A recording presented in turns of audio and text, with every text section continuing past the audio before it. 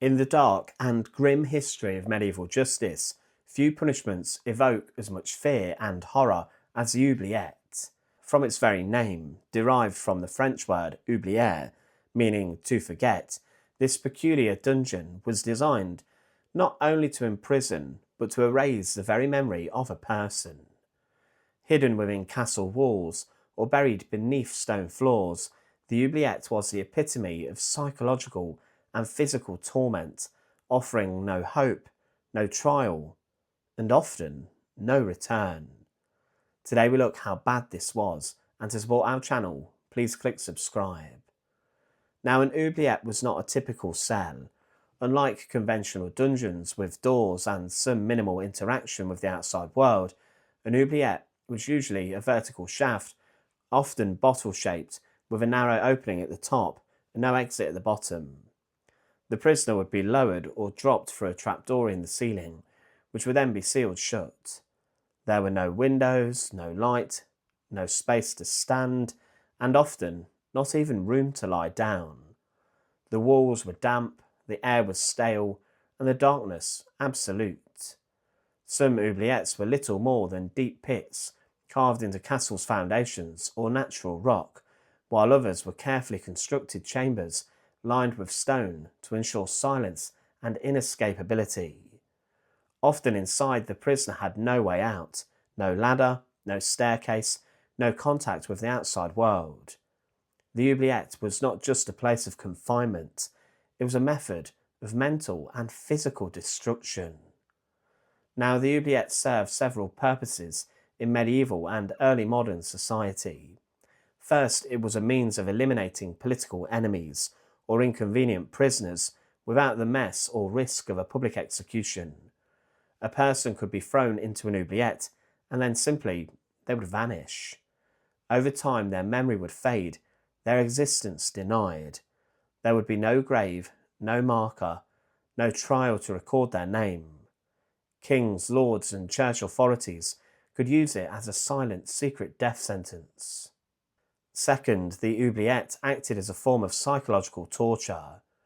Even if food or water was provided, sometimes through the top opening, if the captors chose to prolong the torment, the isolation, darkness, and utter helplessness could drive a person insane.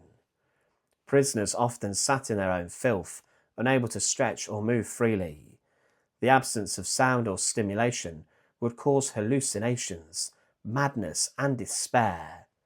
If a person was not meant to die in the oubliette, they were expected to be broken by it. Thirdly, the oubliette sometimes served as a symbolic function, showcasing the absolute power of the ruler or the jailer. It was a tool of fear, whispered about by those who lived near castles or served in courts. The threat of being forgotten was often enough to compel obedience, loyalty, or even to give over a confession. Though rarely officially documented, owing to the secretive nature of their use, oubliettes are believed to have been present in several medieval castles across Europe and also many inside of Britain. One of the most famous examples is in the Château de Loches in France, where the powerful Cardinal Richelieu is said to have used an oubliette to dispose of political prisoners. The narrow vertical shafts discovered in the lower levels of the castle closely match the architectural traits of oubliettes. It's stone-lined, narrow at the top, and flaring out at the bottom, with absolutely no means of escape. In Leap Castle in Ireland, a dark and violent structure known for its history of clan warfare and betrayal, an oubliette was discovered behind a chapel wall. When it was excavated in the early 20th century, workers reportedly found several cartloads of human bones within, evidence that dozens of victims may have been thrown in to die. Metal spikes were also found at the base, suggesting that some oubliettes were not merely for confinement, but were also designed to instantly kill or injure fatally upon impact. Warwick Castle in England also possesses a deep pit dungeon that may have served as an oubliette. Visitors today can peer into its depths, a haunting reminder of medieval cruelty. And honestly, that dungeon there is so dark and tiny. It would have been awful to have been locked in there.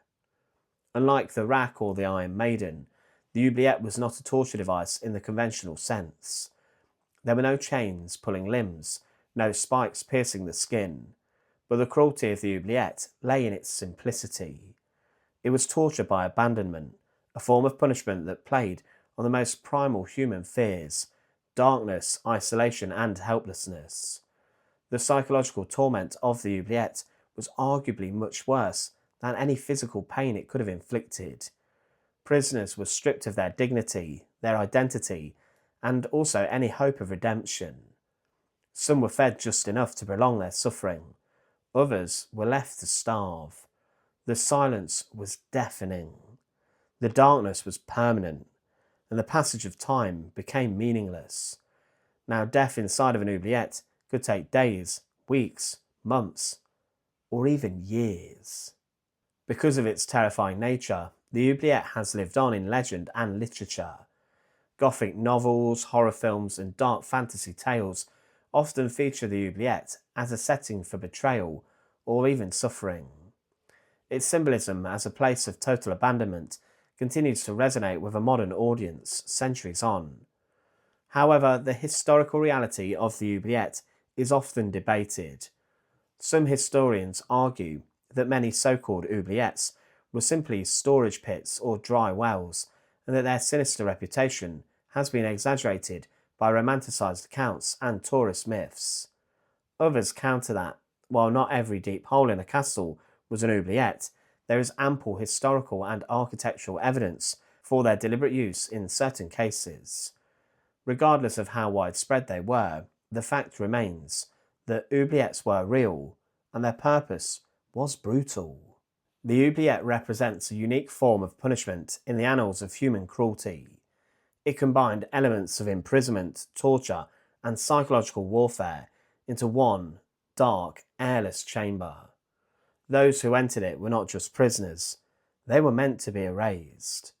Unlike the executioner's axe or the inquisitor's flames, the oubliette offered no spectacle. Its cruelty was private, quiet, and enduring. A person could scream in the darkness, but no one would hear. They would sit, rot, and then vanish, forgotten by design. In remembering the oubliette today, we're reminded of the dangers of unchecked power and the human capacity for cruelty that's cloaked in silence. It stands as one of the most terrifying tools of repression ever devised, not because of how it killed, but simply because of how it forgot. Thank you for watching. To support our channel, please click subscribe down below, and once again, thanks for watching.